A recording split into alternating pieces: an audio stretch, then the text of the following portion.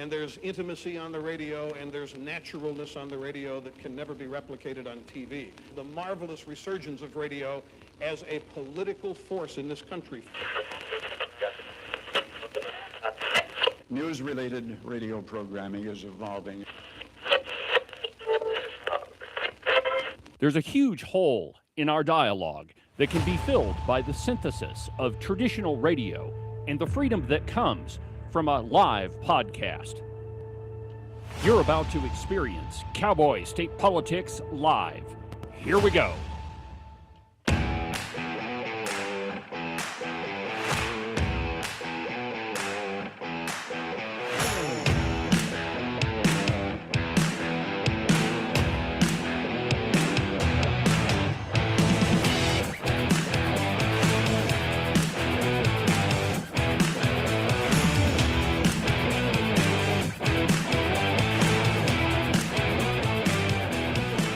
Good morning, my friends, and welcome to another insane installment of Cowboy State Politics from very high above.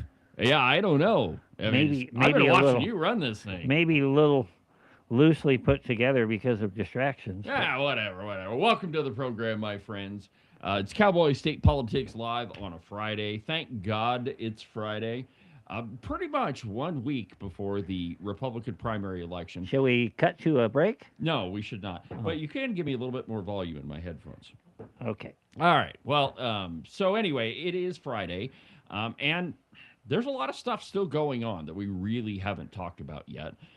You have Reed Reisner finally explaining to people. Well, I mean, he really has been explaining to people who he is. But his political thoughts have now really come out. And in the most, and you know, here's the thing. Yesterday we played the soundbite of Kevin Christensen saying that he wanted to expand Medicaid. So, I mean, really, that's who that guy is. Big government, and he's been in government for his entire life, or most of it. You know, he was the head of the BLM for quite a while. And when you learn to operate in that environment, government becomes the solution to just about everything. Well, the same holds true for Reed Reisner. So it's actually a paid, sponsored article that I'm going to tell you about, but it clearly explains exactly who that guy is. Then, of course, Megan Felder had her Trump tele-rally thing yesterday. I know I got a weird phone call saying, hey, it's going to start. And several others got the same phone call. So I've got a little video of that. Really, it's no different than anything you've heard from the president before about Megan Degenfelder. A little video. I've got a little video about that, and just kind of doing a little cleanup. And we're going to start at the request of one of the viewers of Cowboy State Politics Live, a new segment. Let's ask AI. It's going to be fascinating. But first, my friends, I have hit that button 5 times. Okay. Well, there. There. Jeez. It's Open The Line gremlins are Friday. Oh, shoot 'em. That's right, my friends. Open Line Friday on Cowboy State Politics. This is the day where we'll talk about whatever you want to talk about. You know, normally during the week, you kind of have to be on the same page with me, but not on Friday. This is the day the gremlins will try to keep anybody from talking. Well, yeah, specifically me. But if you want to be part of the show today, the phone number here in the studio is 307-374-8989. Well, that button worked. 307-374-8989. Whatever's on your mind, go ahead and give me a call, and we'll talk about it. You know, I mean, there's all sorts of stuff going on across the race. I mean, races that really don't even get hardly any media attention. Example, House District 40 over in Johnson County. So Marilyn Connolly put out there's an advertisement in the Country Bounty, County Bounty, Country Bounty, whatever it's called. It's just another weekly little advertisement that's put out by Sheridan Media. And a lot of candidates advertise in it because it's, you know, relatively inexpensive, and you can get a message out. Well, Marilyn Connolly has a full page ad in there trying to refute everything that Mark Jones was saying. It's none of it's true. She says she's a conservative, except of course that she voted to spend $1.241 billion in the last session. Not all at once. Not all at once. I don't think it really matters. I mean, it's $1.24 billion in accumulated votes, which makes it actually kind of worse. She would swear that's a lie, but it's absolutely absolutely the truth. I spent a lot of time going through all of the amendments from House Bill 1, and it is absolutely true. Now, pretty much, I mean, and what she does is she goes through each claim that Mark Jones made about her voting record. This is not true. I did not vote to spend all that money. I did not vote to be a big, gigantic, tree-hugging commie liberal. No, that is not me. I've been a Republican for 12 years. Actually, she said at the Sheridan debate, she says, what does she say, 25 years since she grew up? And she's the woman is kind of has the same resemblance as a raisin. I mean, it's just she's been outdoors a lot. Oh man, you cannot make this stuff up. So let's begin with Reed Reisner. You said something there in that line, and I'm just going to flash up my screen for a second here. Not giving an ad for Wildfile or for Maggie Mullen, but you said some races that don't normally get covered are mentioned in this particular ad, including yours truly's, which does get mentioned. Oh yeah, is she pretty complimentary? Yeah, that was my point. She was not complimentary, but it was actually fairly straight. Okay. Fairly level. I mean, it's uncharacteristic of her. Yeah, you can read things into what she says, but Maggie, if you do more stuff like that, you might be getting closer to actually being a news person. Yeah, well, than a paid hitman. Yeah, well, that's exactly right. During the legislative session, she'd publish an article, and I'd see it in the morning, and then when I'd walk into the Capitol, I'd see her. She's always, all the news folks are hanging out. And, she'd say, well, good morning, David. And I said, good morning, fake journalist. And then, the first couple times I said that to her, she snapped around with a really dirty look. And I'm like, hey, if you wouldn't print propaganda, I wouldn't have to call you stuff like that. But, and here's the difference, all of these media outlets. Let me show you another one.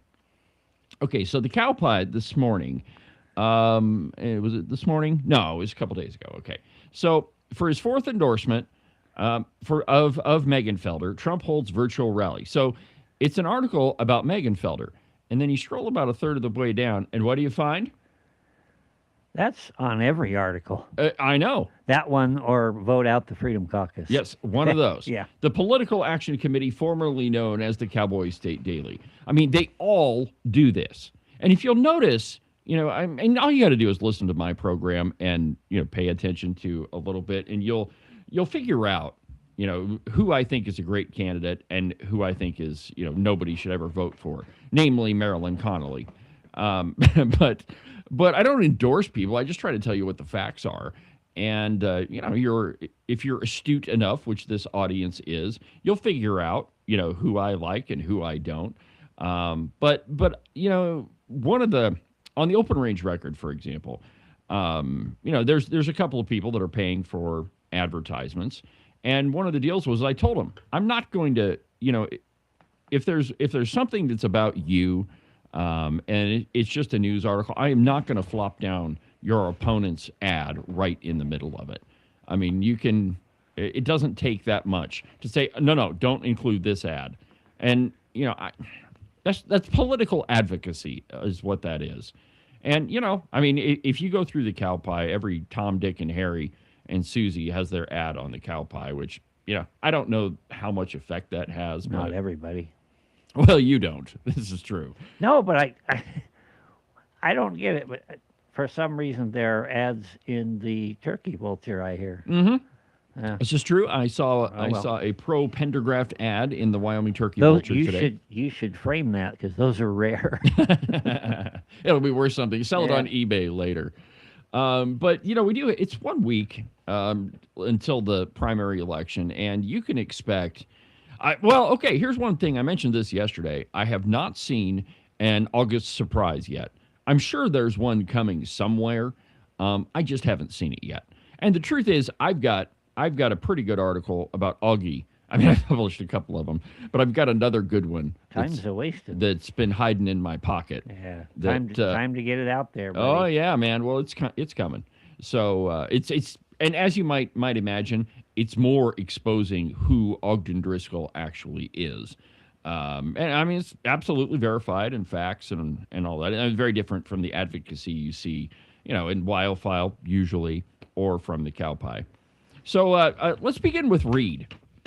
So he's got a sponsored ad, and I saw this in, I think I saw this in the Turkey Vulture, but it's a sponsored press release. In other words, what a lot of newspapers will do. In fact, I would probably do this on the Open Range Record too. If there's a press release that a company or a candidate wants to put out, but I don't really want to publish it as write a news piece about it, I might say, all right, we'll publish it, but I'm going to do it as a sponsored ad, and so it's going to cost you X, Y, or Z, because I don't really want to publish it. And so that's what this is. And it's entitled, Reed Reisner Proposes Bringing the BLM Headquarters to Wyoming, Creating Thousands of New Jobs in the State. Who would want thousands of those people in this state? Precisely my point. That's insane. Precisely my point. Who would want thousands more BLM representatives in Wyoming? Well, Reed Reisner does. And here's what he says about it. A proposal from Republican congressional candidate Reed Reisner is drawing attention for its potential to make Wyoming the permanent home of the Bureau of Land Management's national headquarters. A move supporters say could create hundreds of high-paying jobs while placing the nation's premier public lands agency closer to the landscape that it manages. Why would you want to create more government? That's what he's doing. That's what this would do in the state. Not just more government, but the type of people that are in that agency. You might as well invite MAD in. Yes, MAD. Well, that's Mothers Against Drunk Drivers. I'm thinking of the one for common sense gun laws. Yeah. Well, yeah. Yeah, let's get them headquartered here. Well, why not? I mean, it's thousands of new jobs. It's new jobs is good, right? Not if they're government. And the point is that the biggest problem we have in Wyoming is government is the number one industry. It's bigger than coal. It's bigger than natural gas. It's bigger than oil. It's bigger than agriculture. Government is the number one agency. And when you bring something like, the BLM headquarters or even, Forest Service or DEQ or whatever, you focus whatever community that you put it in, you focus that local workforce more on government because there's a finite number of people that live here. And, a new agency pops up. A lot of folks are probably going to leave their private sector jobs and go work for government because the benefits are better. And the pay is probably, it's backwards, but you can't get fired. Yeah, and it's really hard to get fired.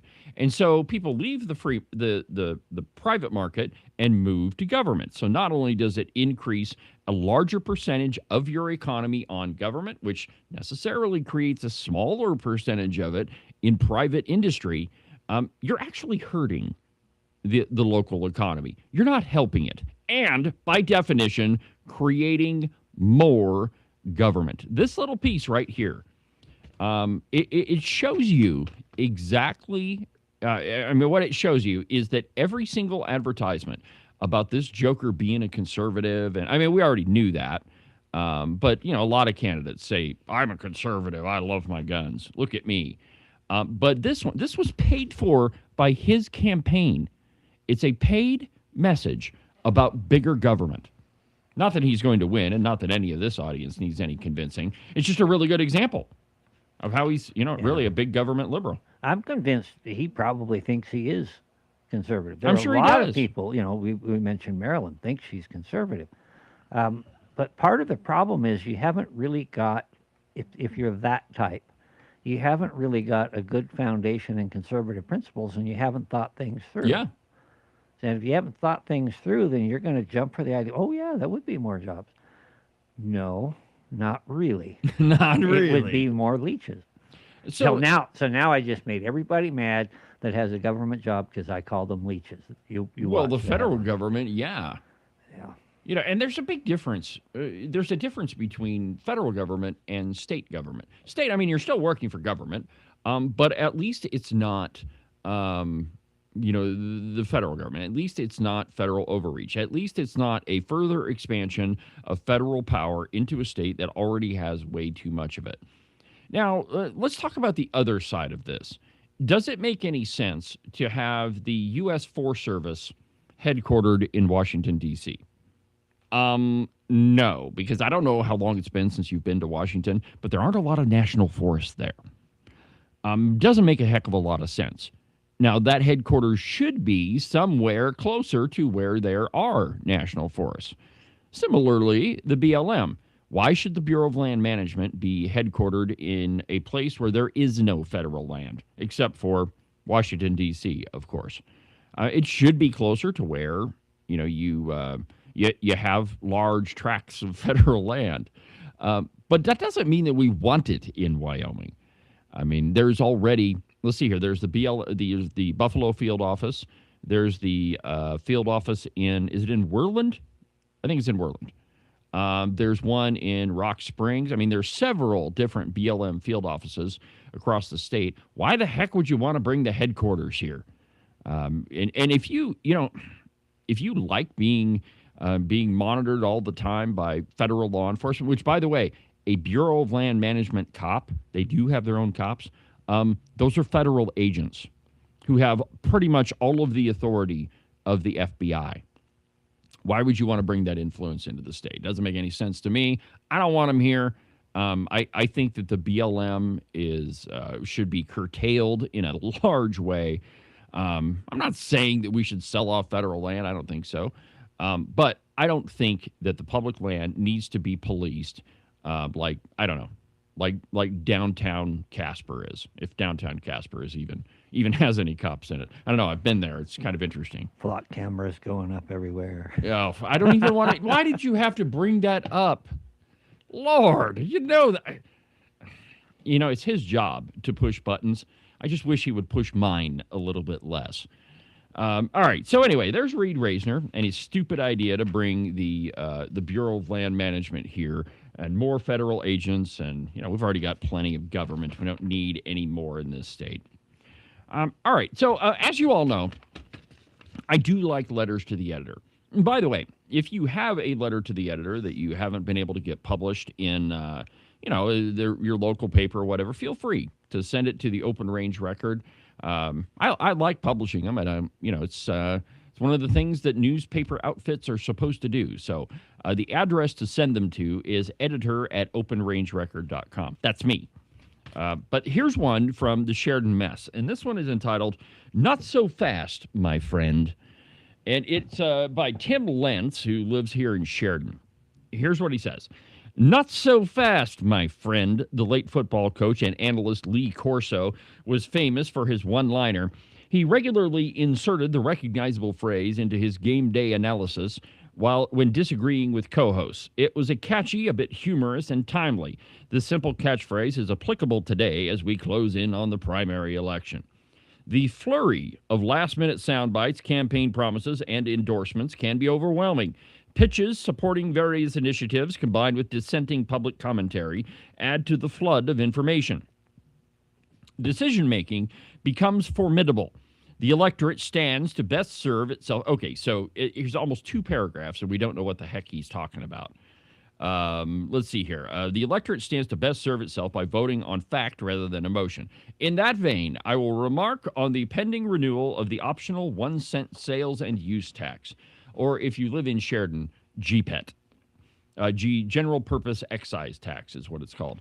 To start, before falling victim to sensational statements coming from the fringe opposition, their infectious rhetoric spells out misuse of GPET revenues and the mysterious availability of plentiful funding resources. Not so fast, my friend, public. Therefore, the county must function lean and efficiently. GPET works as a modest boost, an effective tool with a management approach. Okay, so The general purpose excise tax, really, it's just a 1% sales tax that goes into government coffers. There's no one specific thing that it's to go towards. And often we see that money used in things that maybe don't necessarily fall into the category of the proper role of government, namely the $3 million flower pot. So 700. Now who's pushing buttons? Yeah, well, I mean, why not? It's a perfect example. We're in Sheridan, and this. See, I censored myself. I was going to use a very nice name for him. This joker says that we should continue taxing people. Well, that's okay, and I'm generally speaking, I'm okay with a community voting to tax themselves for a specific purpose. You know, maybe you need a road repaired, and the general fund just doesn't have enough cash in it. All right, I'm okay with that. Maybe a town wants to build, a new ballpark. Okay, I'm okay for them to vote to raise money to build a ballpark. And I don't really care what the purpose is, so long as the purpose is itself explicit. That is, this is what we're taxing people for. Not an open-ended general tax that allows the city council and the county commissioners to use that money wherever they see fit, because it ends up getting shifted to places that government has no business being in. For example, the city council gave in upwards of $600,000 to so-called nonprofits, all sorts of them, right? Nonprofits who, by this book right here, have no place being given that money. The only place that the Constitution says that you can give taxpayer funds is in, quote, necessary support for the poor. So please explain to me how giving money to the Nordic ski trails is necessary support for the poor, or the dog and kitty shelter when we already have one of those. My point being is that if your tax is open-ended and there's no specificity to it, then these people you elect to the city council and to the county commissioners, they can use it's their own little slush fund piggy bank is what it is. Frankly, I'm opposed to it. When you have a budget that has been doubled in the last 5 years, when reserve funds in the county have risen by about $10 million in the last 5 years, I don't think you need to tax citizens. I mean, you should only have as much money as to handle the necessary functions of government. And flower pots and Nordic ski trails and dog and kitty shelters, when you already have one, don't fit that category. So across the state, you hear governments crying out, we're going to have to quit doing this, we're going to have to cut these services or whatever, because you evil people cut the property taxes and that. Okay, kind of thing. Let's talk about that. So here in Sheridan, there hasn't been that much of that talk because we put the facts out there right away and the people know. You can't go both ways. So if your community is saying, hey, we're starving here, you cut all of our funding, and is still giving away money in a GPET fashion, you can't have it both ways. No, and there's all sorts of things. Like, so we have, I think there's still 2 taxi services in town. And okay, so I went by one yesterday when I was driving around town, and I don't know that I would hire them. I mean, I'm sure they do a great job, but I was looking at the cloud of blue smoke coming out at the tailpipe, and I was like, man, maybe they need to just buy a new vehicle. There's several car lots in town. Maybe they should go get a new one. Anyway, there's 2 private taxi services, and then there's the government one, and it's got a nice, shiny, brand new, I'm sure very comfortable bus, and you pay for the gas in it.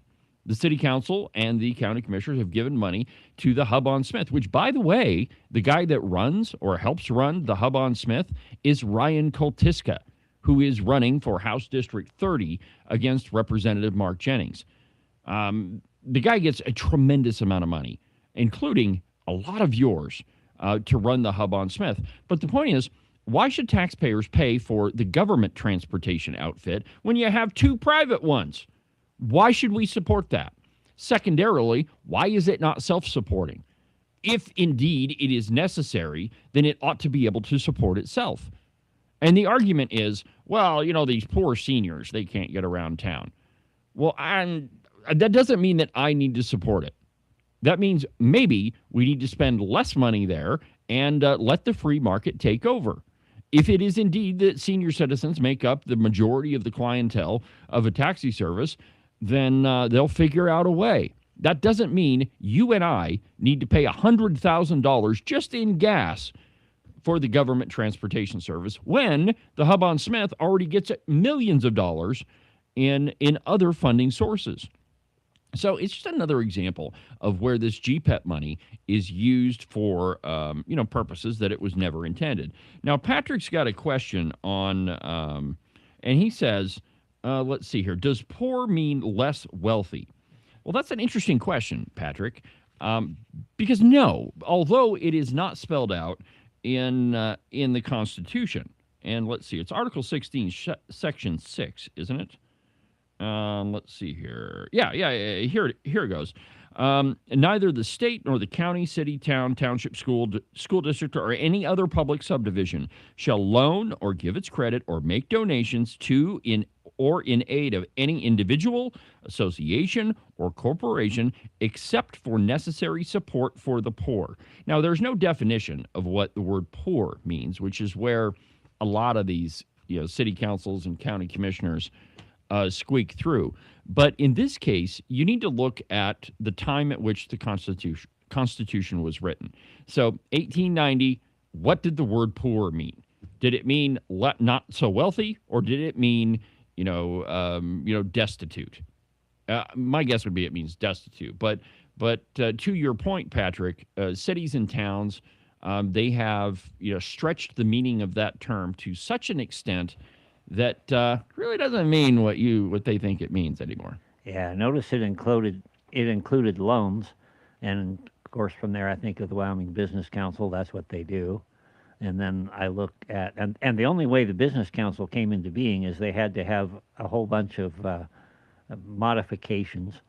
There was an amendment to the Constitution which allowed for that specifically. So there's a lot of notwithstanding language. Yeah.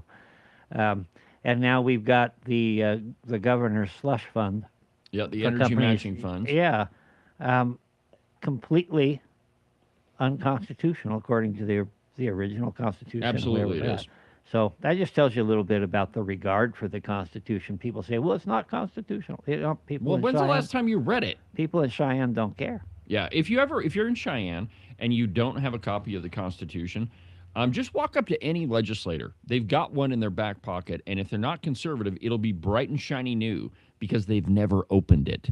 They just like to pull it out and wave it around when they're at the podium. They've never actually opened it up and read it. Where is Gas City, Indiana? I do not know, but the lovely Christine is in Gas City, Indiana. Hi, honey. I can't wait for you to get home. Anyway, so let's go ahead and take a break. And when we come back, we'll continue with the program.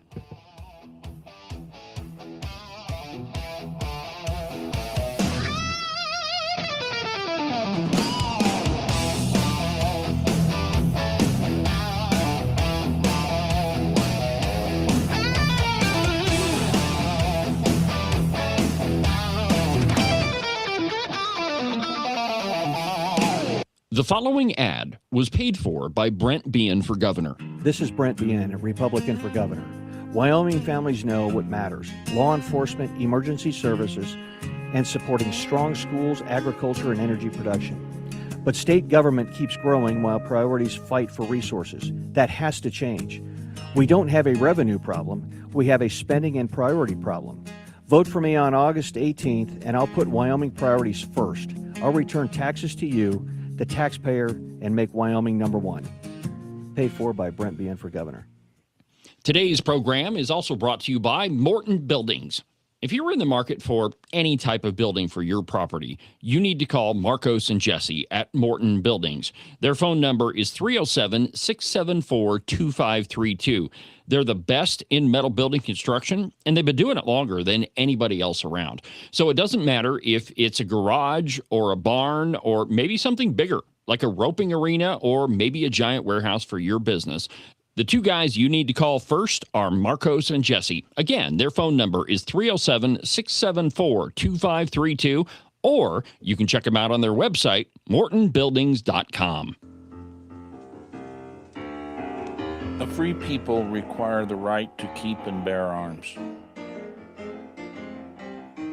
Because of that, I've been proud to sponsor and co-sponsor several gun bills such as Stand Your Ground and No Red Flag Gun Seizures. I'm Mark Jennings, and I'm running for Wyoming State House District 30.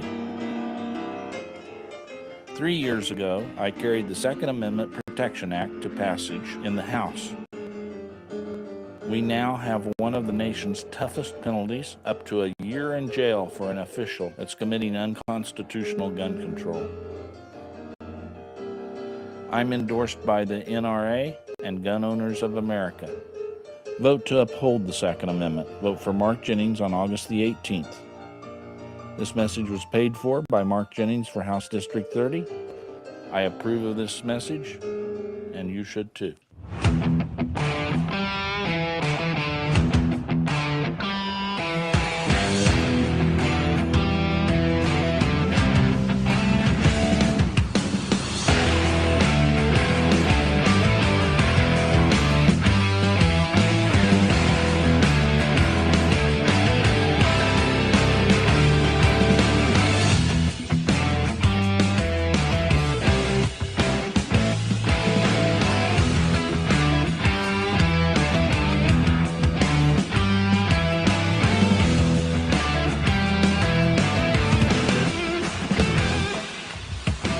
Welcome back to the program, Cowboy State Politics Live on a Friday. Thank God it's Friday, man. I've been, Ken, are you about tired of this election? I think right now it's fair to say, because of being tired of that I'm kind of tired of everything. I need to go fishing. Okay. All right. Fair enough. Elections in Wyoming are kind of compressed. The filing period is from May, ends at the end of May, and then the primary is in August. And even the GOP convention is before the filing period.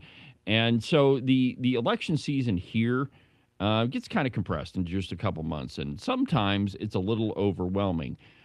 And what is overwhelming about it is the flood of mail that you get, and Facebook messages and text messages. Man, I've been blowing my phone up with text messages. I've had enough of them. And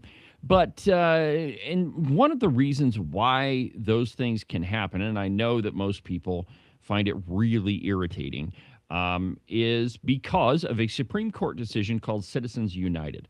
It was decided in 2010, and essentially the decision says that money is speech. That wherever you spend your money, really that's your own freedom of speech. That's your own expression. For example, everybody has their own favorite gun. So, Ken, what is your favorite brand of gun? Ruger. Okay, a Ruger. I like Rugers. They're nice. I have a couple of them. Better. But they're not the best. My favorite firearm is my Browning High Power. In my opinion, Browning makes one of the... Well, you didn't ask what was the best. You asked what my favorite was. Well, it's also my favorite, right? So, but everybody has their own favorite firearm, whether it's Ruger, Remington, or Weatherby, or whatever. But that doesn't necessarily mean that everybody believes that.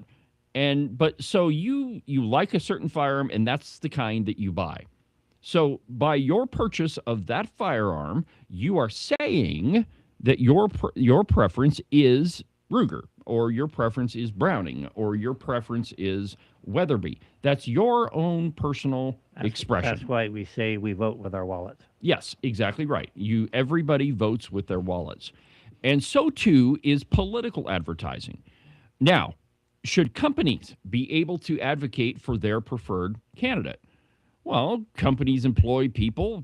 Companies are owned by people.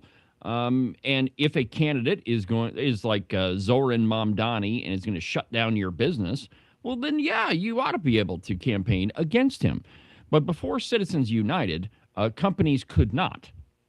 It was illegal for companies to get involved in political elections or, in politics. And there was all sorts of limits placed on it. So the Citizens United court decision was against those limits of campaign financing. And the court said that money is speech and there really is no limit on it. Now, at the federal level.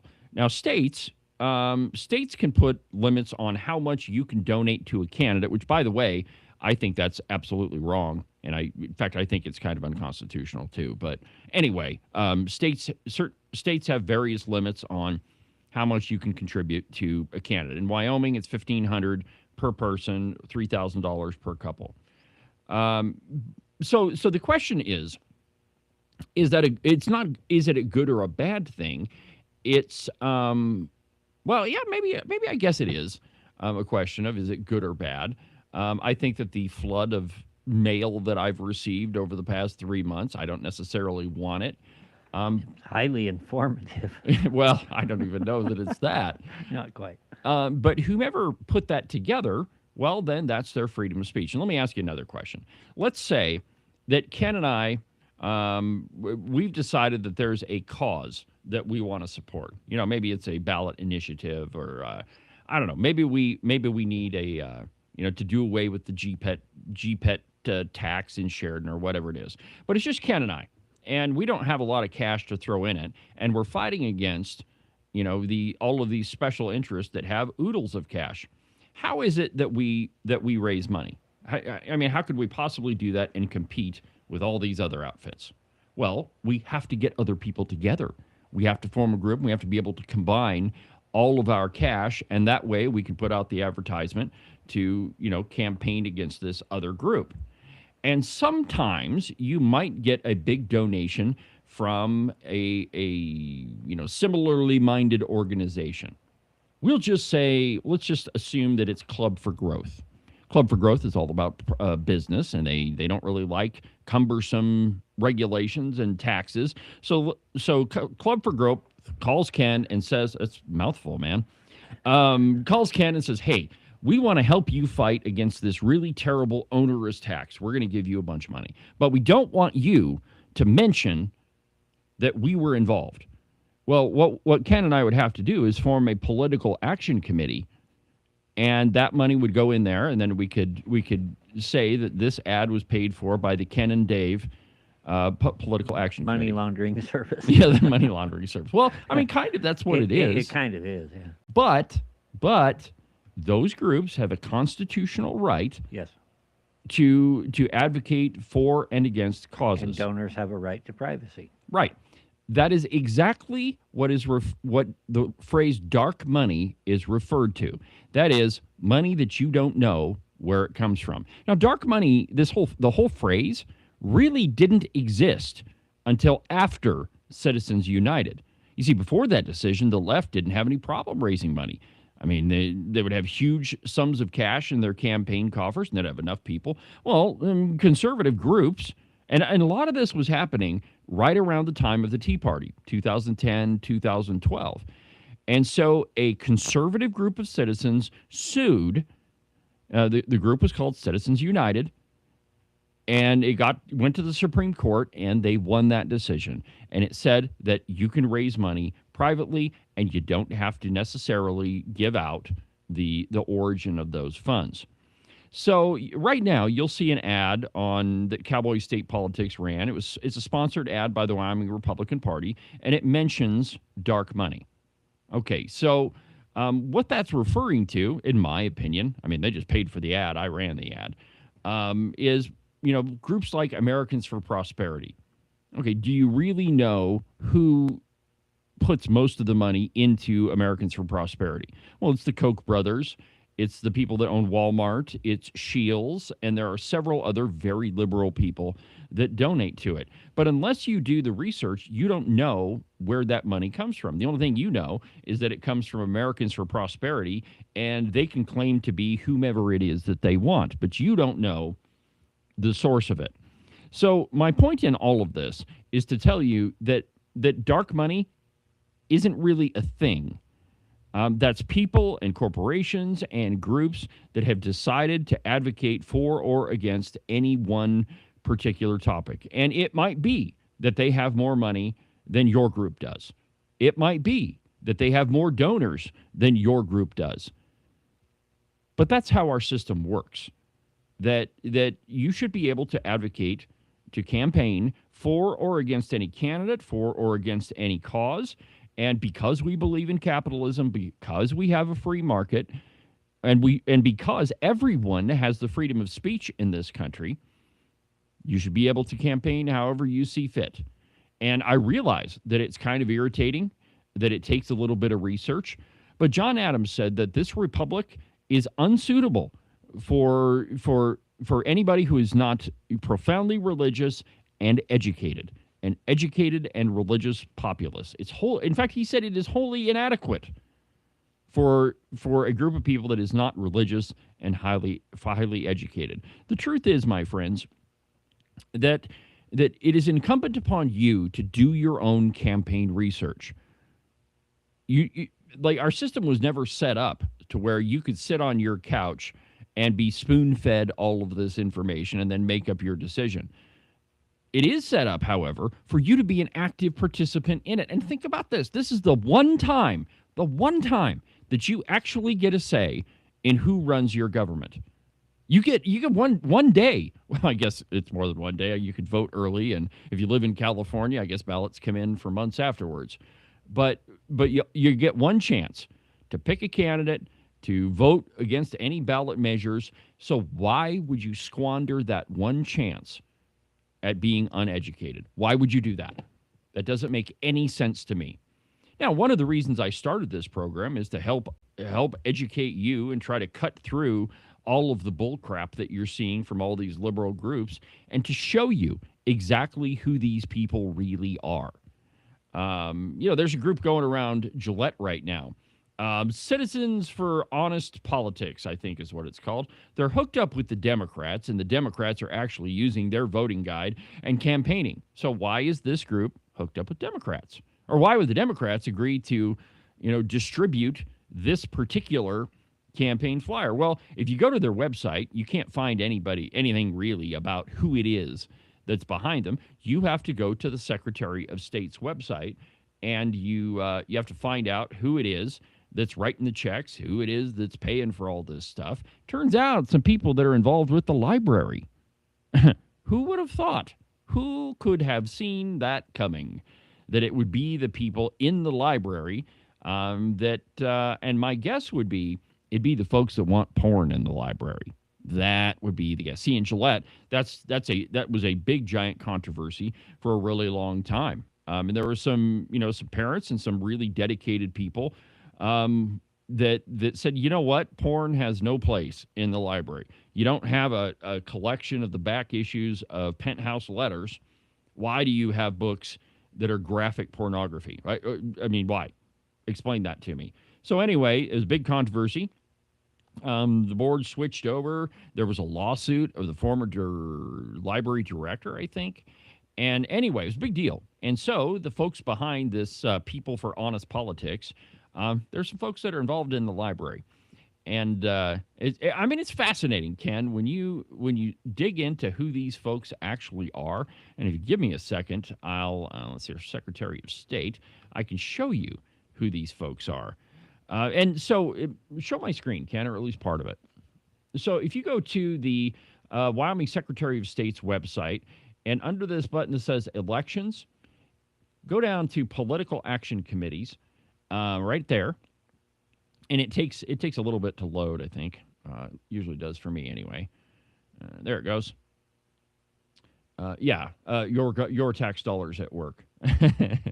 So then you click on the link that says political action committees, and you'll see this little dialogue pop up. You say run report. And it's not citizens, it's People for Honest Politics. So you expand the report, and let me scroll down to... There's a ton, and this shows you how many political action committees are in the state. It's a crazy amount. Let's see here. Can I zoom in? Oh, yeah, here, let's do this. So the folks that are campaigning with the Democrats, Sherilyn England, let me move this over a little bit so you can see it a little bit better. There you go. People for Honest Politics, Sherilyn England and their treasurer, Jane Gebhardt. Those are the two people that are behind the voting list being distributed around Gillette that is being used by the Campbell County Democrat Party. Those are the folks. And I'm going to hopefully get out an article today about the Democrats campaigning for Republican candidates, because that's exactly what's happening. And why is it important to find out who these people are? Because if you search for, let's just go to the website real quick. Let's see here. People for Honest Politics. Looky there. They've got a great website. And if you go to About, let me scroll down here. I don't see any names. Interesting. Go down to the bottom. Oh, and there's their emailers. hello@peopleforhonestpolitics.com. But you'll notice that there aren't any names attached to this. And if you go to their 2026 endorsements, this is the voter guide that they're being distributed. And let's just look at the people here. So Governor Eric Barlow, Secretary of State Robert Short, Treasurer Kurt Meyer, Superintendent of Public Instruction Steve Harshman, Ogden Driscoll, Dwayne Dillinger, and Ziegenhorn. By the way, Douglas Moore. Douglas Moore is John Bayer's opponent. He's the guy that doesn't like to show up to debates, or at least he didn't show up to the GOP debate. He had a prior engagement. Hey, if you sign up to run for office, you know that there are certain responsibilities that, and one of those is to show up, especially if you're campaigning for a Republican nomination. Now, show up to the debate. I'm not asking you, David, this question. This is the rhetorical you. But Yes. would you want to stand toe-to-toe with John Baer in a debate? I mean, it would be fun. I would think it would be fun. Yeah, you would, and I've done it myself. But if you're a liberal redcoat Yeah. running against him, do you want to stand up on a stage with John Baer? No. You're gonna be hamburger. No, I mean, it's not going to work out. So anyway, it is, there's the voter guide, and you'll notice if you go to the website, there aren't any names attached to it. So you need to go do your own research and find out who it is that's behind this stuff, and then you can ask them questions. And, I think that you should just do that. And let me get back to the page here. And what I want to do, because I really, I try really hard to be pretty transparent about, all my stuff. Like for example, the open range record, for the narrative for it for a long time was, well, nobody knows who runs it. That's what was going on in Cheyenne. And I have been so transparent about it. Hey, guys, it's me. Yep. And it's my pal Rebecca running it. So let's see. Let me zoom in on this one more time. And Ken, if you could put this on the screen for me. Okay, there's the phone number. I suggest that you give Miss Sherilyn England a call. Ask her what this whole deal is really about. And I suggest that perhaps maybe you should ask her why they're hooked up with the Democrat Party and why they're campaigning in a Republican election. Because, by the way, Sherilyn England and Jane Gebhardt, at least Sherilyn England, is a Republican precinct committee woman. So maybe you should ask them why it is that they're campaigning with the Democrats. All right, we're going to take our next break, and when we come back, we'll continue on with the program. There's a school in Lincoln County. They've decided they've got a way to get rid of phones. Hit the kids in their pocketbook. Sounds like a good plan to me. We'll talk about it.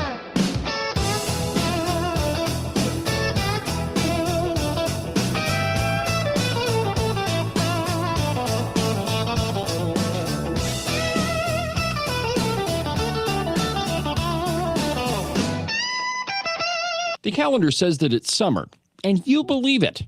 Oh, that's just so cute. But you obviously haven't lived here very long, have you? And you probably think that the weather is just going to continue to warm up. You don't have to worry about snow or ice or 30-degree temperatures anymore.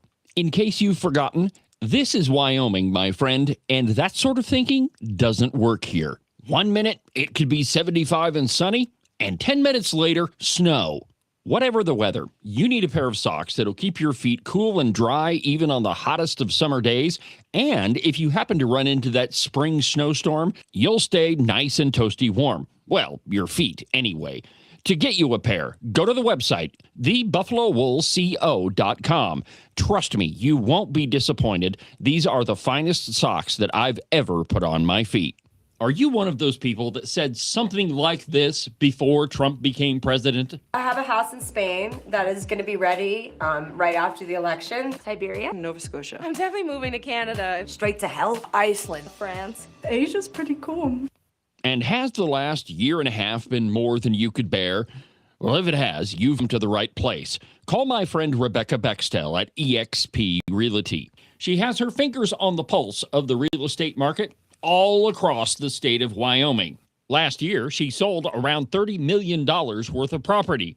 Everything from small residential properties all the way up to big giant ranches. So if you've got to get the heck out of Dodge, if you've got to be gone Johnson because you can't stand that Trump is the president, call Rebecca Bextel. Her phone number is 307-699-3519. Let me say that one more time for you in case you missed it.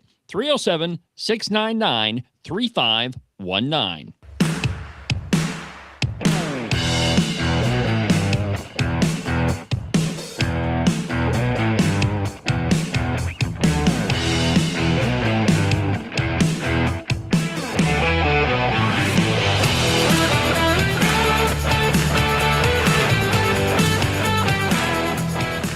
Welcome back to the program, Cowboy State Politics Live on a Friday. It's Open Line Friday, my friends. If you want to be part of the show, the phone number in the studio, 307-374-8989. 307-374-8989. Now, Ken, do you like transparency in government? Do you think that's a good thing? Well, obviously, you want me to say yes. Well, obviously, I do. But knowing what is on the other side of the window in some cases, no, Yeah. I don't like I'd rather not know who's behind the curtain. Well, I There think is it's that. important. For the people Yes. that pay for whatever's happening, they Yeah. should know what's going on, right? If you have a business, I'm sure you've had employees in the past, and you're the guy writing the check. It's kind of important for you to know what your employees are doing. And government is your elected officials, government employees. They're all of our employees. That's why the flock cameras should be on the other side. It should be, right? Well, unless of course you're in the Wyoming Capitol, in which case surveillance footage gets deleted. By the way, that happened. Yes, I do know about that. I've been down in the nerve center, the control center there, where all of those cameras come in. And I'll just say this: if you're in the Capitol, you're on camera. Every inch of that place is on maybe camera. not inside the bathroom stalls, but Well, yeah, but other than that, yeah, I was a little surprised. They got more screens than we got. By the way, what I was referring to is during the whole check thing, we submitted a FOIA request to the Legislative Service Office and to the Highway Patrol for the video footage right outside the LSO, watching to find Carly Provenza and Liz Storr walking in and out, and they deleted that footage. The Highway Patrol says it's no longer available, which is bull crap. I mean, I FOIA'd footage from months prior, and they've still got it. So anyway, it's important to have government transparency, and especially when they're spending your money, our money. And so last week, I submitted a Freedom of Information Act request to the town of Mills, and I wanted to see how many times they had applied for Wyoming Business Council grants. And today, they are in violation of the Wyoming Open Records Act. You see, how that works is whatever government agency you submit your FOIA request to, they have 7 calendar days to respond and tell you that, yes, we received your request. The town of Mills has yet to respond to my FOIA request. And by the way, that mayor is Leah Juarez, the person who's going after candidate for House District. His name is Neil Jeske. I forget the House district, but she has been going on and on and on about how Neil Jeske is violating the law. And here we have a perfect example of Leah Juarez ignoring the Freedom of Information Act and the Wyoming Open Records Act. So she doesn't have to have a whole answer to everything. She just has to respond. That's and all say- she had to and do. acknowledge that you received it. That's all you got to do is send an And- email that yeah. says, "Hey, I got it. I'm working on it." And maybe just for clarity, because I don't like people trying to pick things apart, this isn't actually a FOIA request in Wyoming. They have another term for it. So don't they? in Wyoming, it's the Wyoming Open Records Yeah, Act is what it is, but it Same works thing. the same way. Yep. And so when I submit a FOIA request, in the subject line, I put FOIA/WORA request, and then whatever it is I'm looking for. And so I can probably, let's see here. Yeah, I bet I can tell you what the email said. Where did it go? There we go. So it says, and yeah, I guess we can show you this one. All right. So it says, pursuant to the Freedom of Information Act and the Wyoming Open Records Act, I'm requesting the following documents. All Wyoming Business Council grant applications submitted in the last 4 years. All grant applications submitted to Advance Casper in the last 4 years. These documents can be provided electronically. The request date begins July 31, and today is the deadline, or yesterday was the deadline. So, hey, Leah, I know you're probably not listening to the program, but I know a lot of people in Casper are. So why don't you tell me why you ignored the Wyoming Open Records Act? And things are going to get a lot bumpier from here for you, Ms. Mayor.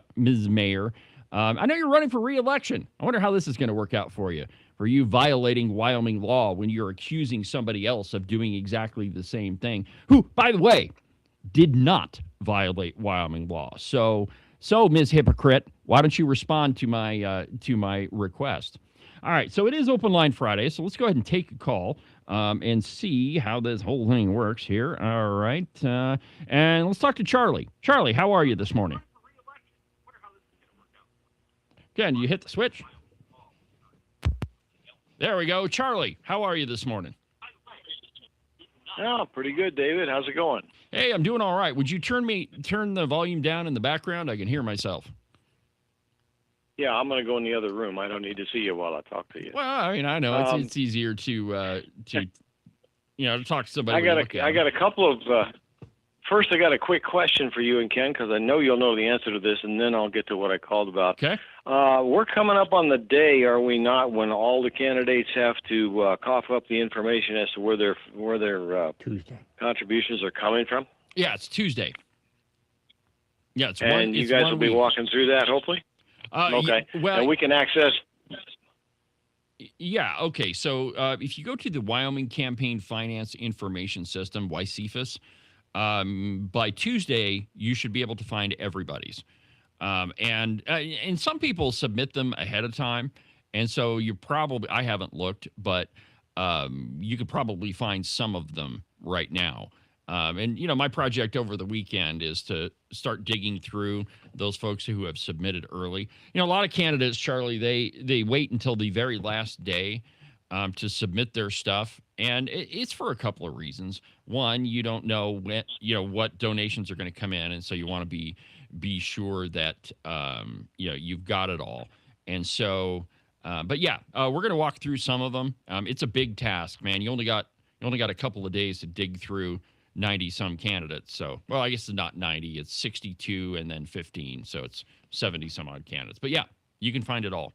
Okay, well, we out here in the hinterland will definitely appreciate your working on that a little bit for us, because it's going to be very interesting to see where some of this money's coming from. The other thing I wanted to talk to you about was the DSA. Let me just say, you were talking about it the other day.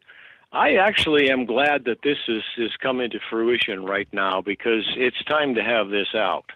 This has been coming for a long time through the educational system. When you spend years or even decades teaching young Americans that your country is horrible and it's done all these terrible things, and then they go to college to become activists, this is what has happened. Because this DSA, if you analyze their membership stats, I'm sure it would show a huge, they claim 120,000 card-carrying members across the country, and I'll bet you at least 100,000 of them are college kids. I would always bet if you on if you look down through their statements on their website, yeah, they want to abolish ICE. They're all about supporting Cuba. They are definitely against the SAVE Act. They call it racist, etc. They're for trans liberation. They want to cancel the litigation against President Maduro. They want to stand against the imperialist war against the Iranian people. Blah blah.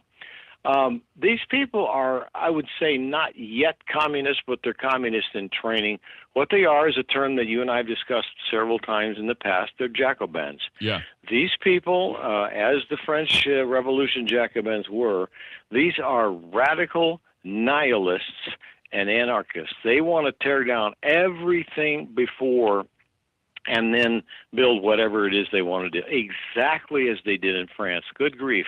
When they got a hold of that country, they set the calendar back to year one. Yes, they did. They changed the names of the month of the year and the days of the week. I mean, they flattened everything. That's who these people are. And I say, good. I'd rather have it come at a midterm than any other time, because I don't want the presidential election interfering with it. Let's find out where our people stand, because this stuff, this El Said or whatever his name is, this is a perfect example of who they are, and it's time to see what the let's take a gauge of where we are, because we have to fight this one tooth and nail, and we might as well start fighting it right now. Let's just get her done. You know, Charlie, it was about a month ago, I made some comment during the show that McCarthy was right. And he was, by the way. There were communists at, in all sorts of different places, perhaps maybe not hiding behind every tree, but he was right. There were communist infiltrators in a lot of different sectors of our society. And now at many universities, in fact, when I took some classes at the University of Wyoming, I had a couple of professors who they were straight up commies. I mean, not even bashful about it. And I think when you look at the DSA, Democratic Socialists of America, and look at their platform, I'm sure you've heard the soundbite of all of the things that they want to do. Get rid of the Senate, pack the court, get rid of the presidency. There's a pretty long list. But I don't know. I mean, I might kind of agree with you that, let's have it out. Let's have that debate right now, and let's just take care of it. But hey, real quick, Charlie, and then I got to let you go. I got another. We're going to take a break, and then I've got another caller. But why don't you tell my listeners some of your credentials, how you know what who these people are and what they're trying to do. Well, like you, I'm a great student of history, and I worked face-to-face against these people for 35 years. I mean, I was involved in teaching Russian to U.S. military students, mainly for intel missions. I spent some time in the Soviet Union. I walked the ground, and when you see that with your own eyes, you then know exactly what it is that you're fighting against. And I've seen their strategies that they've used, that the USSR has used, and they taught these people. Basically, they taught the people who are now teaching the DSAers how to do all this. You mentioned McCarthy. Just so happens I am writing one final book, and I'm going to fix up some of the history about FDR and the Great War and how he just basically appeased Joseph Stalin. One of the books that I quote some stuff in there, and I'm sure you've read it, it's a very interesting read for people. It's called Blacklisted. And it's by M. Stanton Evans, and it goes through 300 pages of showing you exactly where McCarthy was right. It names names, and it shows all the proof. So eventually we get to the proof section, and that's where history is valuable. So that's what I'm trying to just document through my writings and all that stuff. Now, you've got Charlie has two books. One of them is called In Russian Wonderland, and the other one is called America in Name Only. And you can get those. They're still on Amazon, aren't they, Charlie? Yes, they are. All right, Charlie. I appreciate it, man. I got to run. We're going to take another call real quick, and then we're going to get back to the program. So if you want to be part of the show, the phone number is 307-374-8989. Let's talk to Roy Burt. Roy, how you doing, man? Hello. Good, sir. I'm up early and staying up late to get out of the heat. All right. How are things going in Senate District 6? Very good. We have some very good momentum. Talking to a lot of people. David, there's a lot of hurting people out there, and we've got to talk to them and listen to what their needs are. We can't just center everything around Cheyenne and the Taj Mahal there. We've got to. My district does not include downtown Cheyenne. It's the rural part of Laramie County and all of Platte County. So it's the rural people, the small municipalities that are hurting and need representation. Right on. All right. So I know you're running against Taft Love. What are the big issues in Senate District 6? I mean, I'm sure part of them are, the same thing you might have in Senate District 22 or 21. But what are the main issues down there?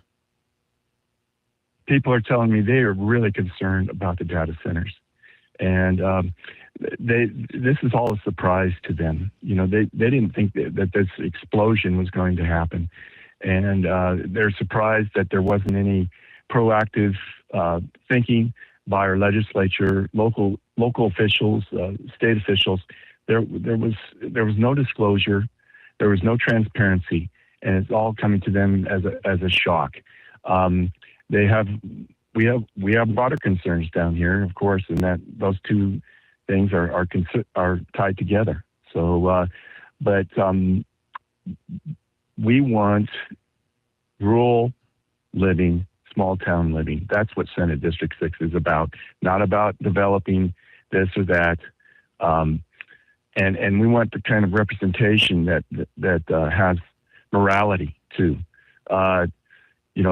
My opponent, when he voted against looking at HB 10 in the last days of the budget session, that is horrendous. That's uncalled for. You cannot call yourself a conservative if you can't push that through. Yeah, that one was one of the big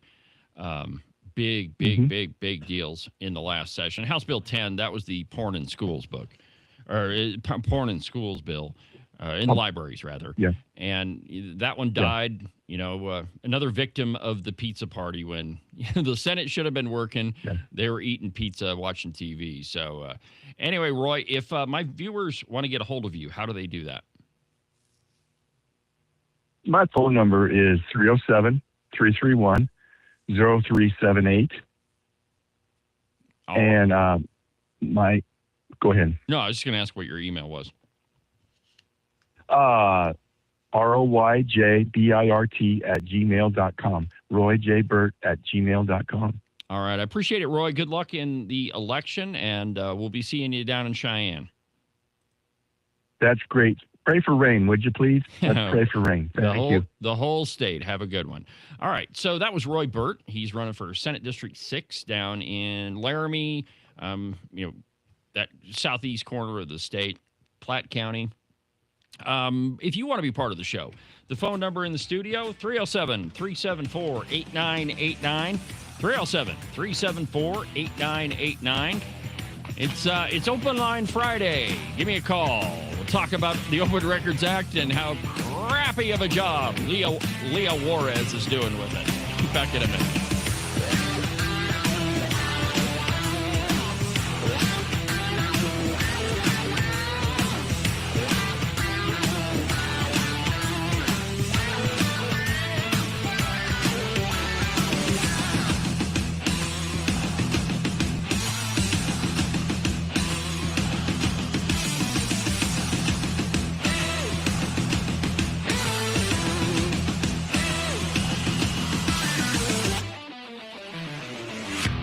Are you sick to death of being told what to think? Maybe you don't even realize that it's happening. Freedom Caucus bad, big spending, big government, liberal, Republican good. Conservatives are bad and they want to starve little children. I have heard it all, my friends.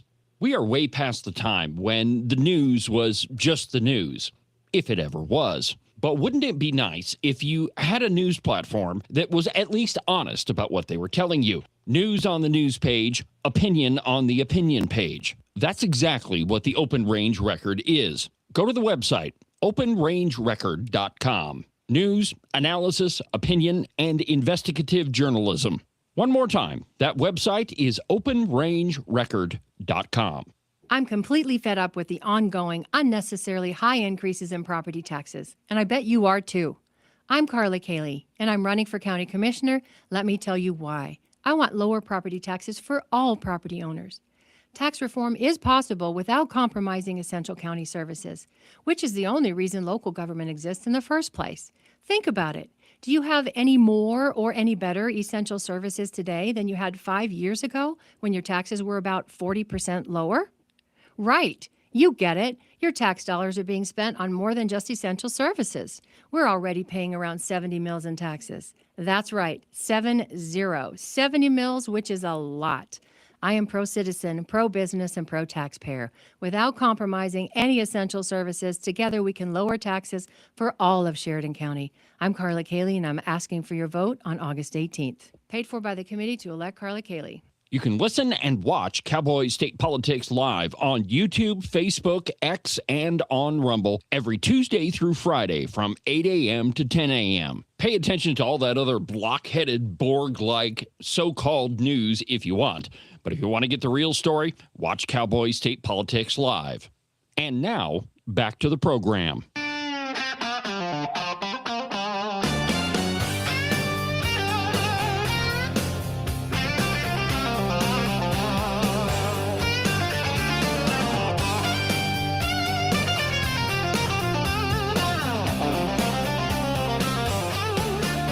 Welcome back to the show. David Iverson, Cowboy State Politics Live on a Friday. It is Open Line Friday. And the number to reach me is 307-374-8989. 307-374-8989. If your name is Leo Juarez and you want to explain why you violated the Open Records Act, well, then give me a call. That number is 307-374-8989. You know, her life is about to get a little bit more difficult. It's from here on out, once you break that little one, that little teeny tiny little law, things get a little difficult if you're a public official. Now, what has been a really big problem for schools is cell phones. I don't know of a single conservative. Really, I don't really know of a single person that has said, yeah, I think it's a great idea to have cell phones in the class. In fact, I think that that's a big, giant distraction. We didn't have cell phones when I was going to school, but we did have video games, the little Game Boy thing. And, it was fine if you left that in your locker or in your book bag, but you didn't dare pop that thing out in the middle of class. We had an abacus. Yes, well, I'm sure.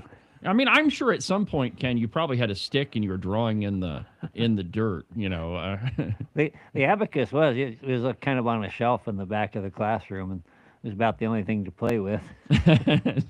Didn't know how to use it. We just played with it. Besides Susie's pigtails. Yeah, well, anyway, so there is a school in Lincoln County, or I guess it's Lincoln County itself, and they've decided that they're just, if students won't listen, they're going to hit them in their pocketbook. And so now they're charging students $25 every time if they keep bringing their phones to school. From the Cow Pie. If stern warnings and rules won't keep kids from bringing their cell phones and devices to school, maybe fines will get their attention. That's the idea behind a new Lincoln County rule that will fine students $25 if they keep bringing them to schools. Students in Lincoln County, School District Number 1, will have to leave their smartphones, smartwatches, and other internet-connected devices behind during the school day starting this fall. And those who repeatedly violate the rule could end up paying for it. The district's Board of Trustees has adopted a smart device policy that prohibits the possession of smart devices on campus during school hours. Students caught violating the policy 3 times will face a $25 fine. And a provision district leaders say is intended to change behavior rather than generate revenue. Students caught violating the policy. Let's see, we already talked about the 20. See, and this is the problem with the Cow Pie writing. We're going to go to that article next. I've got an article where like 2,500 people were surveyed, and they couldn't tell the difference between AI and something written by an actual person. Seems like we got that problem here at the Cow Pie. The move comes as schools across the state consider how to monitor smart device usage. Campbell County School District in June approved a ban on K-12 through 8 students between opening and end of day bells, with high school students allowed to use their cell phones between class periods and during lunch. Cody High School in Park County School District 6 has also implemented a total ban. So part of the reason here is, it's cheating. Okay, so if you're in class and you could look something up rather than, recall it from memory, that's a problem. But I think the bigger issue is just distractions.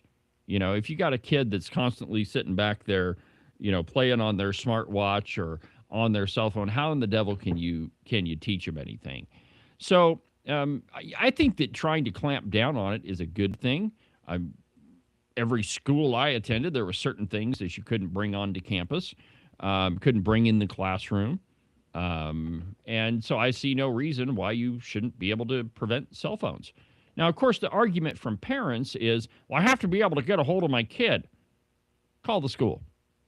That's how it's always worked before.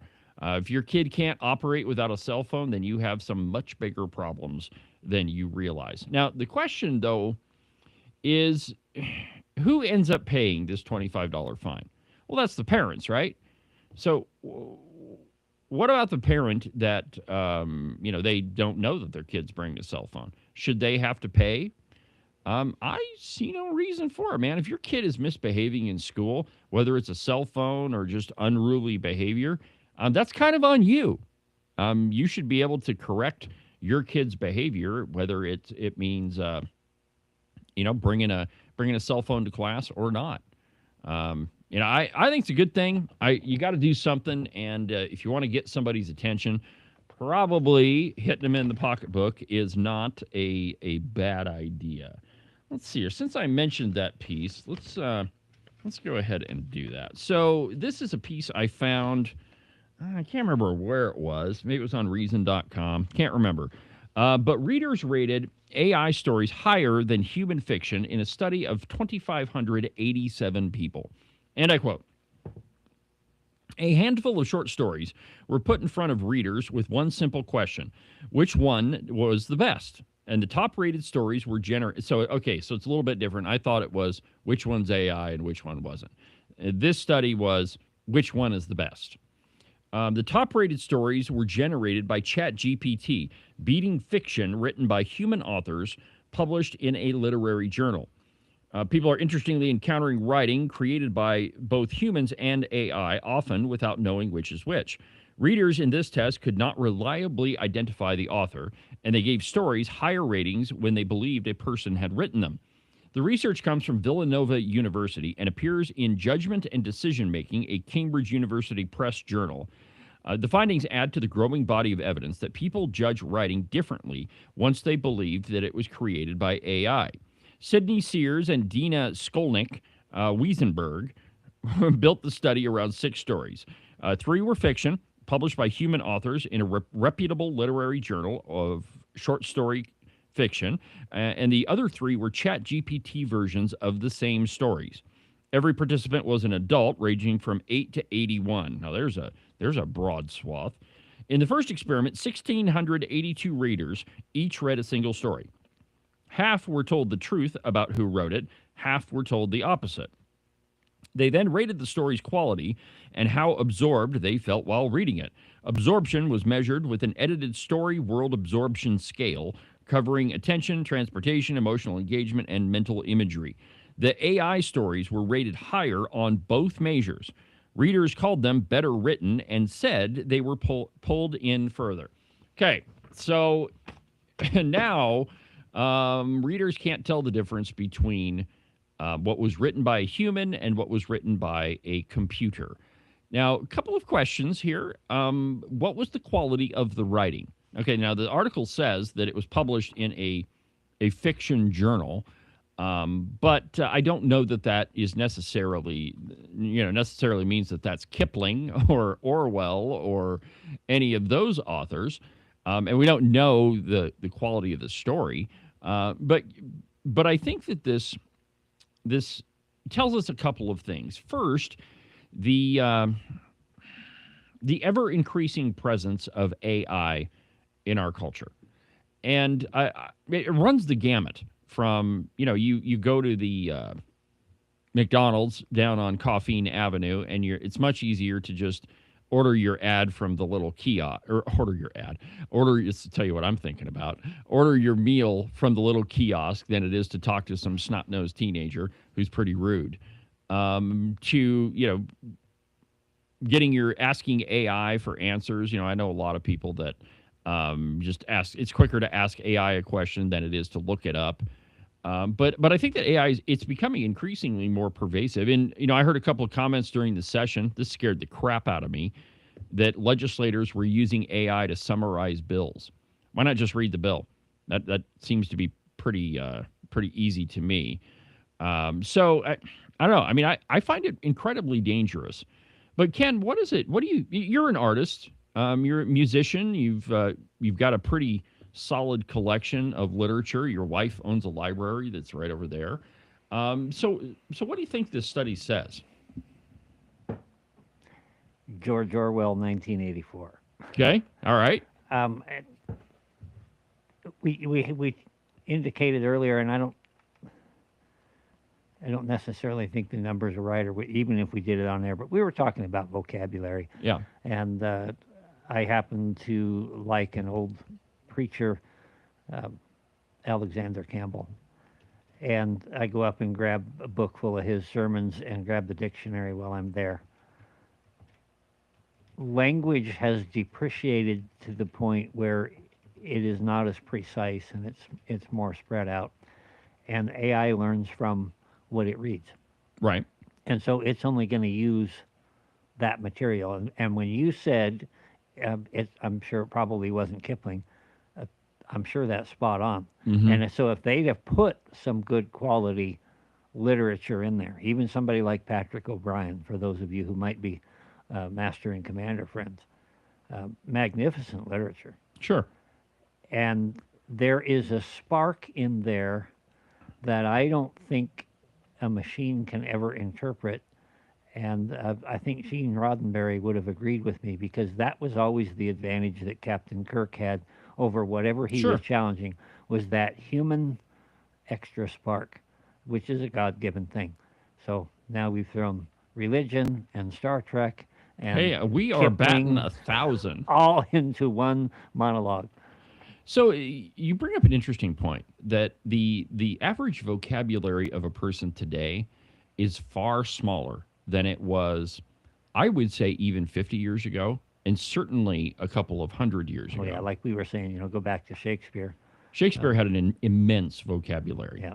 And, if you walk over into Diane's library, there's a dictionary that's about, it's about that thick. Okay, I mean, it's incredible. And it's not large print. No, it's all really small print. But if you think about the conversations that you have with, I get this a lot. I have a pretty good vocabulary, and often I'll hear people say, well, I don't know what that word means. Well, for me, it's not that I'm trying to throw a $10 word in there. It's just, that's my vocabulary. You're trying to be precise. Right. The whole point, when I mentioned 1984, the whole point of it was, rather than having 6 different words for walk, or I always hear the Scandinavians have like 14 different words for snow,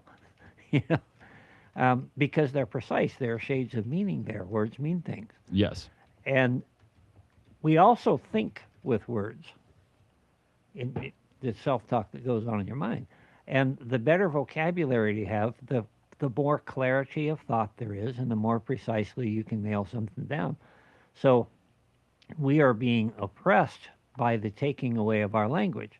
Instead of having 6 or 7 words for walk, we're going to have 1. Well, and you can't communicate. Yeah, and I think that one of the reasons for that is that we use computers for everything. That we instead of going to the library and pulling a book off the shelf and researching it, when I was in college, you went and camped out in the library, and of course, yeah, we had computers, but you could find much better stuff, in the library. But now with AI and the internet, I mean, you can find anything you want on the internet. Look at texting. I think that deteriorates the language even more, because now, we got OMG, LOL. Right. Yeah. Yeah. I actually had a boss when I lived in Tennessee, and she regularly spoke in text. She would, if there was something that surprised her, she would say, OMG or LOL. And it was part of her normal everyday speech. So we're going to start a new segment, and this was at a request of one of the viewers. And this segment is called Let's Ask AI. I mean, we're talking about it, so we may as well. So I just asked AI what the average how many words the average person has in their vocabulary. And AI says a normal person regularly uses between 10 and 20,000 words. Okay, that's a big range. And then I asked how many words does Shakespeare use. He often ranged from 35,000 to 60,000 words in his writings, and regularly used roughly 20 to 25,000 words in one of his plays. And I think a lot of that goes to, when there are no computers, you have to read. So there's the first one. Now, the second question that I asked, and actually this is where the segment was going. We're often told, let me back up on this. So we covered a story this morning of how the Democrats are campaigning for Republicans in Campbell County, and that the folks that are running this political action committee, People for Honest Politics, well, they're not being very honest about who they are on their website first, which should be the first big indication that maybe you shouldn't pay attention to them. So I asked AI this morning, and I've got it. Let's see here. Where is it? Here we go. So I asked AI, and if you could put this on the screen, Ken. Is it ethical for a candidate who is actually a Democrat to register as a Republican and run in an election? Here's what ChatGPT says. Generally, no. Not if the candidate remains a Democrat in beliefs and political loyalties, but registers as a Republican merely to exploit the Republican primary. The central ethical problem is deception. Party affiliation communicates something meaningful to voters, an expected set of principles, party commitments, and political alliances. A candidate who deliberately adopts a false label is withholding information voters reasonably rely on while casting their ballots. Several distinctions happen here, and tell me, Ken, if any of these sound familiar. I hope you're listening, Melissa Butcher. A former Democrat, excuse me, that's your husband. Yeah, did I not tell you that Melissa Butcher's husband donates to Democrats? He actually donated to Act Blue. Anyway, so a former Democrat who sincerely changed their views and can explain that change may ethically run as a Republican. Okay, so here we're talking about the person who has seen the light. It's the old joke of, Ronald Reagan walks out of a Republican meeting, and there's a little kid selling puppies, and he asks the kid, well, what kind of puppies are these? And the little kid says, well, they're Democrats. And Ronald Reagan says, well, I'm not interested in buying anything that has a Democrat label. And then a couple of weeks go by, and he's at the same building at another Republican meeting, perhaps it's the RNC headquarters, walks outside, and here's the same kid. And the kid has a sign that says, Republican puppies for sale. And Ronald Reagan looks at the little kid and says, well, now, wait a minute. A couple of weeks ago, these were Democrats. And the kid says, yeah, now their eyes are open. So the second distinction that might matter, a moderate Republican who disagrees with portions of the party platform is not automatically a Democrat in disguise. You know what? I would agree with this one because, if you agree with 80% of the platform, well, even the party considers you to be a Republican. And by the way, 80% means that you can disagree with 5 planks of a platform within the platform all kind of hooks together. So, And then a candidate who registers Republican only because it is the easiest path to victory while continuing to support Democratic candidates, policies, and organizations raises serious ethical concern. In a heavily Republican state, and you'll notice in my question, I did not put Wyoming in there. In a heavily Republican state such as Wyoming, the primary often functions as the decisive election. That creates an incentive for candidates who could not honestly win as Democrats to seek office under the Republican label. When done deceptively, this does more to violate party expectations. It denies voters an honest, ethical choice. Hence, my absolute revulsion to redcoats. How old is that AI program? ChatGPT? Yeah. It's the brand new version of it. So, yeah, basically an infant that can understand Yeah, what's wrong. basically, right. I want to back up and just show this for a second. Okay, what do you got? That was a good comment from Patrick when we were talking about vocabulary. He has a little bit of a side on there. Says there's more vocabulary about sexual orientation. We used to just have male and female. Yeah, well, we added words there, like 57 genders or whatever the heck it is. So even ChatGPT knows that all of these redcoats are unethical pieces of crap. That if you are honest, I mean, if you are a Democrat and you hold Democrat positions and you vote with the Democrats most of the time, you're a pretty unethical candidate. And we've got a lot of those. I mean, candidates that don't show up to debates. Troy Clacomb over in House District 1.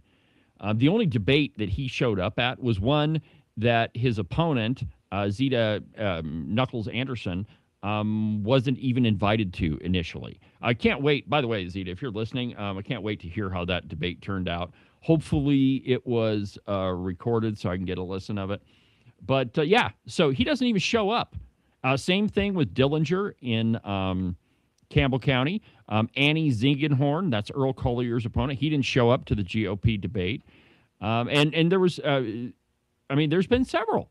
So how could you possibly claim that you're a Republican if you don't support the Republican Party, if you don't agree with the platform, if you don't show up to GOP events, and the only thing about you is that R at the end of your name that is Republican? That's even ChatGPT knows that you're a highly unethical person. All right, so let's take our last break, and when we come back, we'll finish up the program. It is Open Line Friday on the show, 307-374-8989. Back in a minute.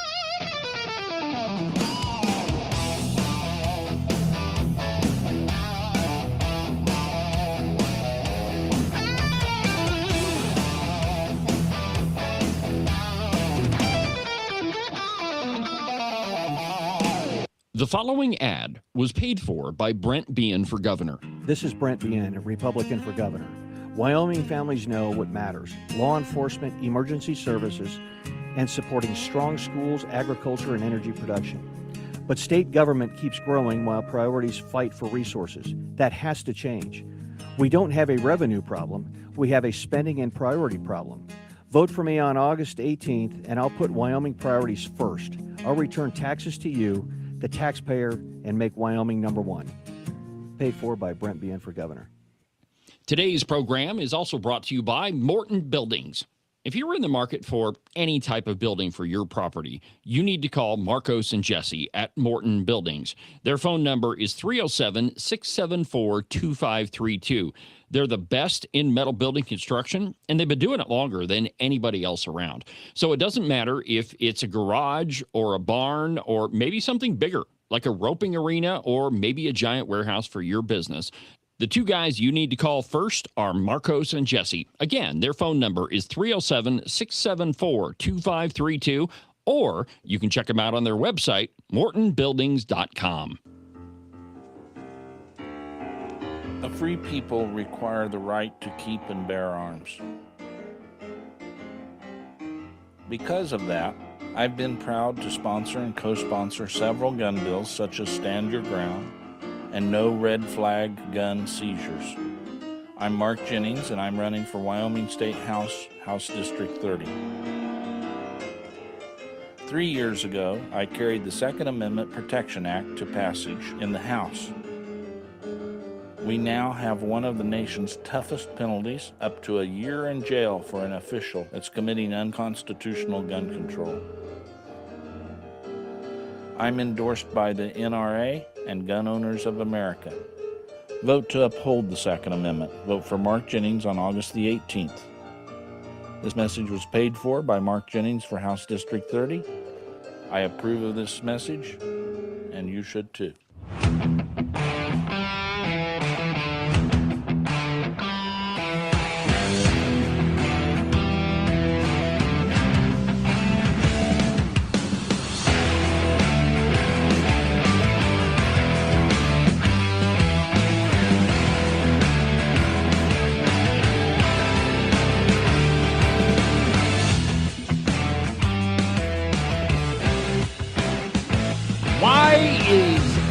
Sheridan Democrat Party, sharing posts from Gail Simmons. Of course, Gail Simmons claims that she's been a Republican her entire life.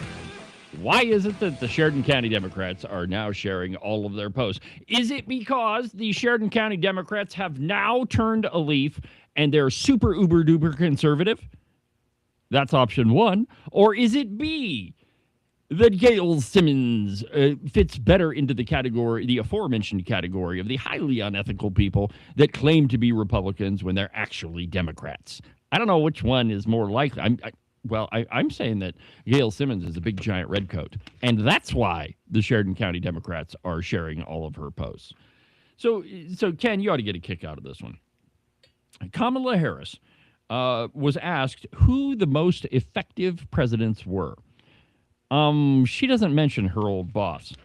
This is from the Daily Caller, and I quote, Kamala Harris ran through her list of the country's most effective presidents and left off one of them that she served beside. The former vice president fielded the question, and this is from last week, Friday at the National Urban League Conference in Nashville, according to the New York Post, where the president of that organization, Mark Morial, pressed her to name the leaders she ranked the highest. Harris opened with Franklin Roosevelt. He was pretty effective.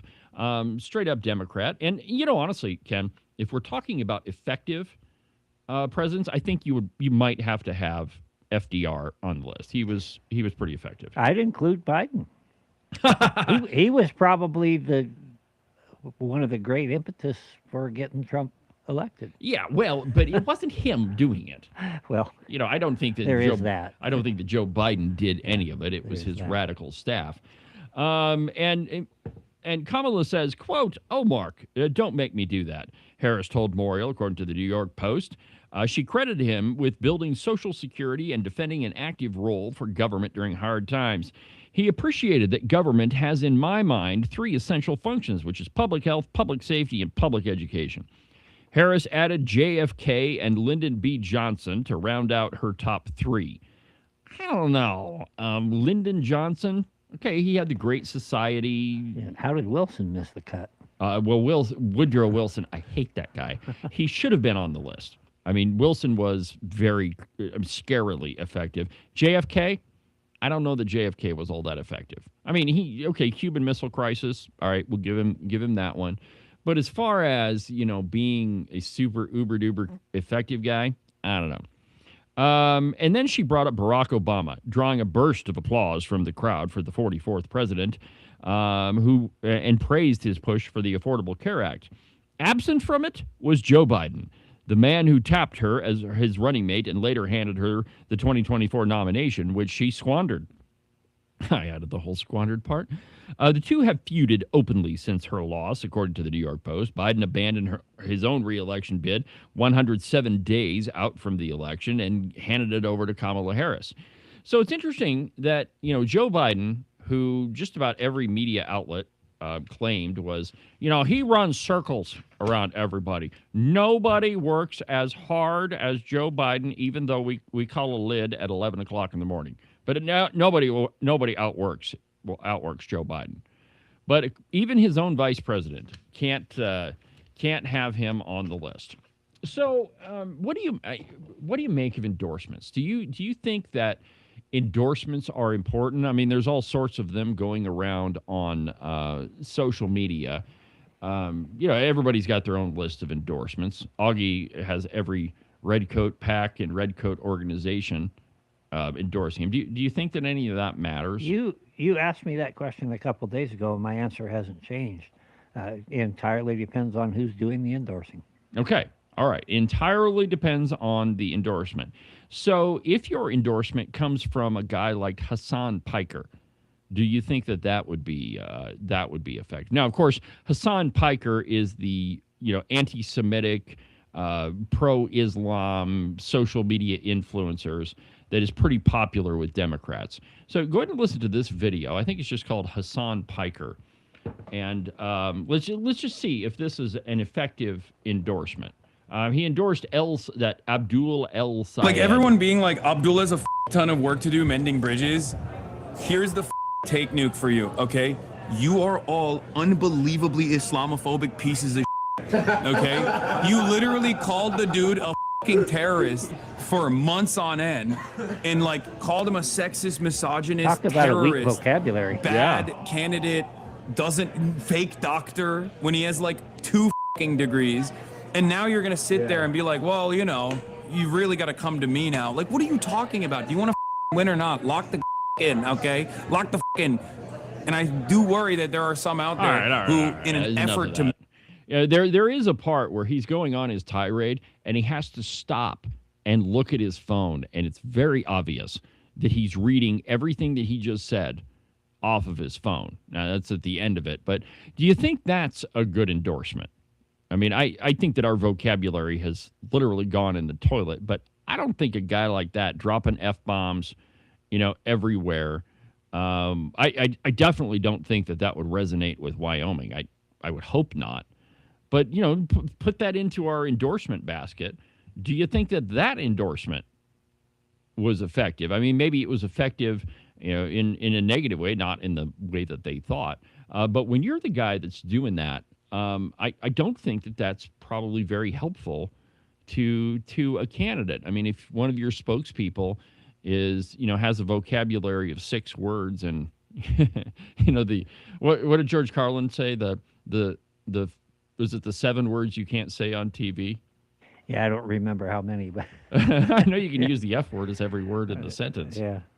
But I mean, endorsements, I think if they're from, generally speaking, it depends on a lot on who is doing the endorsing. So let me give you another one.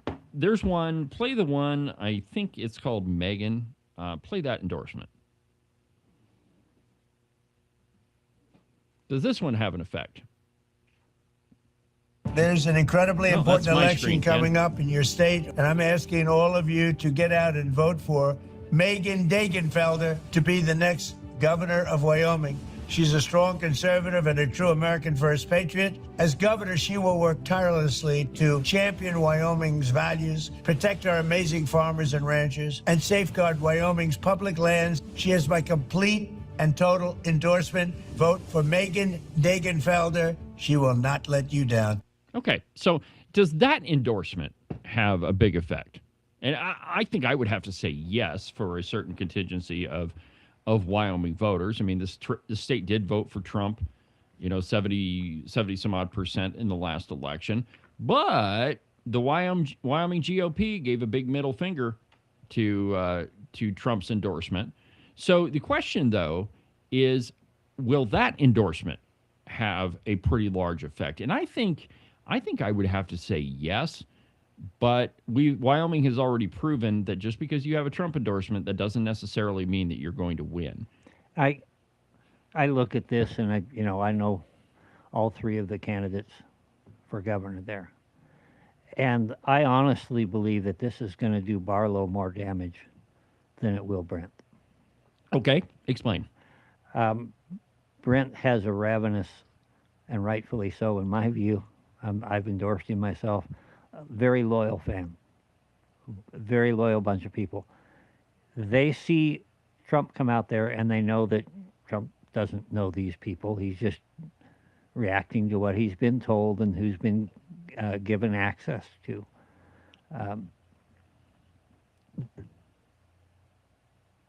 Barlow's people may or may not know him. They definitely don't. He's well known, of course, around Campbell County and some of those areas, but around the rest of the state, the Barlow that you see in the ads and that you see in all the little meet and greets and things like that, that's not the real Eric Barlow. That's not how he votes, that's for sure. So in a way, I'm glad to see this endorsement because I don't think it's going to hurt Brent. His people are beyond that. And I think she will draw more votes away from. That's an interesting analysis. I think that there's a large percentage of Wyoming voters that will look at that and say, well, okay, so Daddy Trump says vote for Megan, probably going to go that way. Well, you talk about obviously reading a teleprompter. Yeah, that was not Donald Trump speaking from his heart. No, like I mean, he he's does. reading a teleprompter, that's for sure. And I think it's true that he, there he is on TV. I think it's probably true that he doesn't know Megan all that well. But the guy's got a pretty good track record as far as endorsements. Now, he's lost a few here or there, but generally speaking, pretty good. Now, I think that you bring up an interesting point that it may hurt Barlow more than Trump. Because, I've said for a long time that Barlow is going to get all the lefties. I mean, if you got the Democrat Party endorsing Eric Barlow, so, I mean, enough said there. And those folks are not going to vote for Brent Behan. That's just not going to happen. Similarly, the folks that are really, strong Brent Behan supporters, well, they're not going to vote for Eric Barlow, and that was never in the cards for them anyway. They're not going to vote for Megan either. Well, yeah, that's true too. And then if you look at Megan Felder, I think that she kind of occupies the middle ground. She will get some of those folks who are more liberal Republicans than conservative, and I think that there are a number of conservatives that will vote for Megan. And so, I'm not making any predictions here, but I think without even having seen any official polling, I mean, you've definitely got, I think, a pretty competitive governor's race. I don't know where the candidates are, but I think if you just look at the type of people that would vote for those candidates, it's pretty well split, I think. So you made a comment yesterday. We had a little back and forth. I think it was yesterday. Anyway, about Wyoming is predominantly conservative. Yeah, I think so. And I think Center that's right. true of those that are active, yeah. And so you've got, if the Democrats are supporting Barlow, there are fewer of them Right. on that extreme side than there are on the other side supporting BN. And then if There are Megan, a whole bunch of ifs. if floating Megan around. takes up the middle and the squishy middle and frankly the ill-informed, it could be very interesting. But I think that the bulk of the people that are supporting Brent Behan are very engaged. Yeah, and part of the problem here is there has not been any statewide polling. Now, that I would Megan told me that they've done polling, though she didn't tell me what the numbers were. And we know that Barlow has done his bullcrap poll, and he did release those numbers, though I think that he exposed how ridiculous that poll was. And so, but we haven't had any, there hasn't been a McLaughlin poll or a Fabrizio poll or any of that that's been released. So, I think that you could probably deduce a couple of things from that. You might deduce that the numbers are not what some people are saying. Let's see here. Charlie Cole says, could you move your mouse so I can read it? No, that's not. There we go.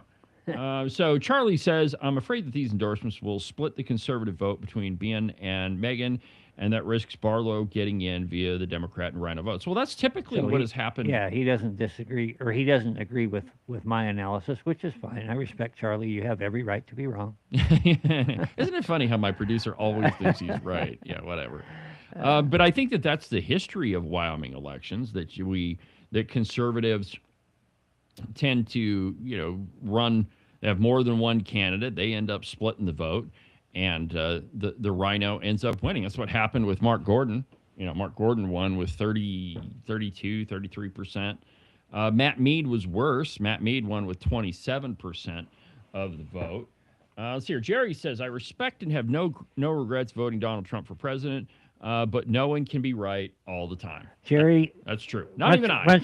Jerry, once you've known me a little longer, you might have to rethink that. Yeah, well, see, there he is again. Hey, Ken, I may, before you leave, remind me, I'll widen out the door frame for you. Not necessary. Okay, fair enough. But anyway, I think it's interesting, and in a week or so, we're all going to find out what the final numbers are, and we can all Monday morning quarterback it and figure out where we were wrong and where we were right. But endorsements are interesting, and certainly this year, Donald Trump has a tremendous effect. But I don't know. I can tell you this: I know that endorsements do not beat on the ground work. They never have. The way you win elections is at the doorstep.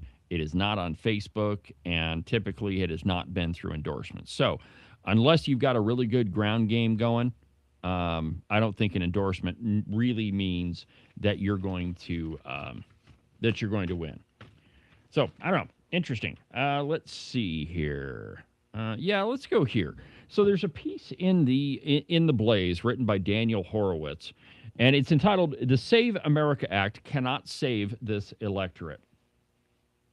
Except Agent 29. Whatever, Jerry. Fine, be that way. All right, so Daniel Horowitz says that the Save America Act cannot save the electorate. And I quote, Homeland Security Secretary Markwayne Mullin recently promised to focus immigration enforcement on criminal aliens. At a National Governors Association forum with Oklahoma Governor Kevin Stitt, Mullin also noted that the United States has naturalized nearly 900,000 immigrants before the previous 12 months. That number should set off alarm bells. The Save America Act addresses a game of inches. An immigration moratorium addresses a game of miles. Republicans are consumed with preventing non-citizens from voting illegally. The problem is real, but the much larger electoral transformation is occurring legally as millions of immigrants become citizens and acquire the right to vote. The Save America Act addresses a game of inches, an immigration moratorium, the game of miles. As I've argued before, an immigration moratorium would do more to shape the country's political future than the Save America Act. The White House, however, has shown little interest in confronting legal immigration at that scale. After Mullin cited the latest figure, Horowitz reviewed the Department of Homeland Security's naturalization data by year, country of origin, and demographic trend. I've long examined the size and composition of America's green card flow, but naturalization is the point at which immigration becomes electoral power. Naturalization is the lagging indicator. The Hart-Celler Act drove immigration sharply higher between the beginning of the 1970s, but naturalizations did not surge until the mid-90s. Since 1996, the United States has naturalized 21 million people. From 2015 to 2024 alone, including the 900,000 that Mullin cited earlier, that total was 7.9 million. And so while shoring up our elections certainly is important, and we don't want illegal people voting, the real problem, I think, is how many people we've naturalized. Wyoming has 580,000 people. Yep. By contrast. Okay, so think about this. If you only have 580,000 and you are naturalizing people, and who knows what the numbers are, but those folks are moving into the state, they have a much higher influence than they would in a Los Angeles or Houston or Detroit. Much bigger influence. And to me, the interesting thing has always been that Wyoming voters have a much better influence on D.C. than anybody else, because 580,000 people and we still got 2 senators. Sure. Well, I mean, every state gets 2. Right. But think about it on the smaller level that you just mentioned, that Wyoming voters have a much higher influence on the election in Wyoming than, and by extension in D.C. But, man, if you've got just that the many size people. of our representative districts, our House districts, about 10,000. And I don't, maybe you could ask AI, but I don't know how big a House district is in Colorado, but it's much, much larger than that. It's got to be much higher than 10,000 people. The thing is that, if we do not get a handle on illegal immigration, these problems will persist. And by the way, if you have not read the article on the Open Range Record, that I left it as the top story even today, it's all about Eric Barlow's immigration voting record. And not to be imprecise, it's in the toilet. I mean, his voting record on illegal immigration bills is terrible. I mean, over and over and over, he's voted no on things that would, curtail illegal immigration. 3 times he voted against sanctuary cities, and the only reason he voted for the bill the 4th time he saw it is that it really didn't stop sanctuary cities. The only thing the bill really did was prevent a city from ignoring federal law. That's the only thing the bill does. And then, The whole immigration check in Senate File 106 from this year. The only thing that thing did is leave a big giant loophole. It was window dressing. I mean, it was lipstick on a pig. It really didn't do anything. Read page 18 of 22 of that bill, and you'll find out that I'm absolutely right. By the way, Colorado, about 88,000. 88,000 per district. They have about the same number of representatives as we do in Wyoming, so 8 times the size. Wow. Incredible. All right, my friends, that'll pretty much do it for today's installment of the broadcast. Have a great weekend. Tomorrow, we've got the podcast. Tuesday, we'll have another episode of Cowboy State Politics. We're down the home stretch, my friends. Have a good weekend. Take care of yourself.